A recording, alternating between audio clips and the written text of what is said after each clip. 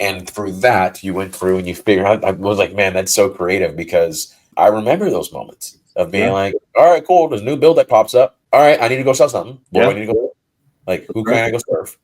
And what can I be able to do with it? So that leads me to think about, like, so you went through to double click more on why having diversified streams of income has worked for you in general. Okay. All right. So I want to reframe something that we've been taught. Okay. Again, I'm going to go back to your ugly truth, because that's that's what this is all about, right? They don't teach us this stuff in school. So Jeff Bezos, you brought him up, so let's bring him back into this. Yes. All right. Would you say that you have the same financial wherewithal as Jeff Bezos? No. Okay. So let's unpack this for a second. All right.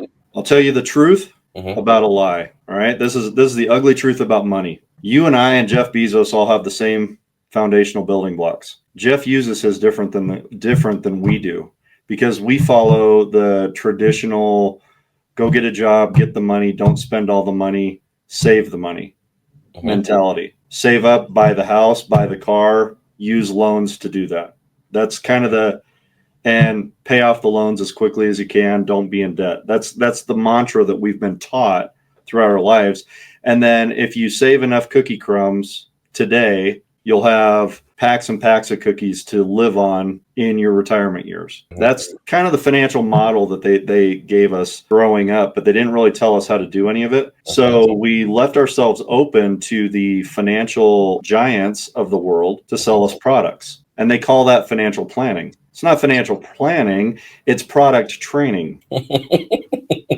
Right? Yep. It's all the sales, but you were an insurance guy. I was a mortgage broker and a banker.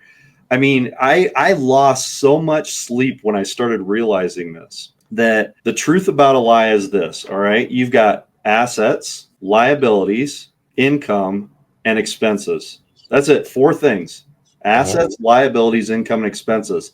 ALIE.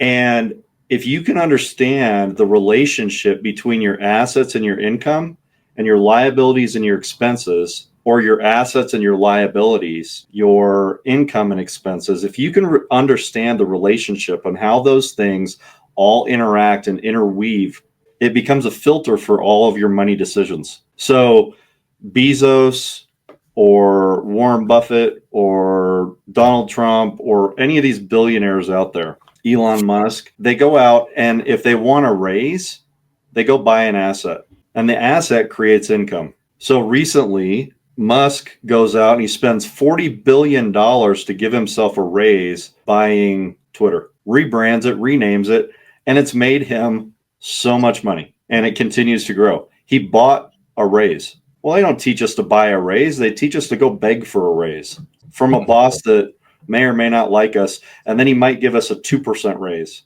which for most of us equates to like a quarter an hour. It's nothing. It doesn't do anything for us. And so understanding the relationship between assets and income, that your assets should drive income in your life. Most of us go out and buy assets that the financial planners told us were assets, like cars and things that require maintenance and require taxes and require, all these things. They're liabilities. They take money out of our pocket. Assets should put money in our pocket. Every day that we own them, they should put money in our pocket.